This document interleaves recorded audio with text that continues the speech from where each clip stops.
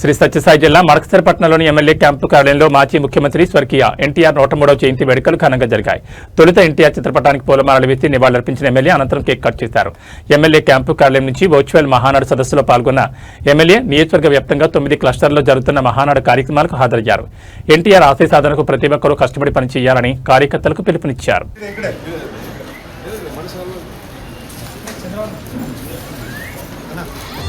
మాతో పాటు పాదయాత్ర చేసే రోజున రాయలసీమ పచ్చ ఉండాలి, ప్రతి ఎకరాకు నీళ్ళు ఇవ్వాలి, రైతు కష్టాన్ని ఊరికే కాలేదు, దేశం పదవి కాదు, అందరికీ వ్యక్తి కార్యకర్త కష్టం వస్తే 100 కార్యక్రమాలు ఆడుకోవడం అంటే దానికి ఆత్మవిశ్వాసం ఉంటే కార్యకర్తలు ఆర్థికంగా ఆడుకొని నేను ఆత్మ బలానికి నిదర్శనమని చెప్పిన వ్యక్తి.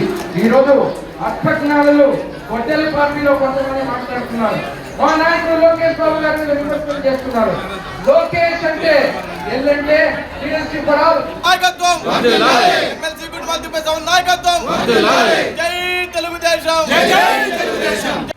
తెలుగుదేశం పార్టీ స్థాపించక ముందు ఈ రాష్ట్రం ఉమ్మడి రాష్ట్రం ఎస్సీలు, ఎస్టీలు, బీసీలు, మైనార్టీలు, పేదలు అనేక కష్టాలు అనుభవిస్తున్నటువంటి రోజుల్లో తెలుగుదేశం పార్టీని స్థాపించడం, ₹2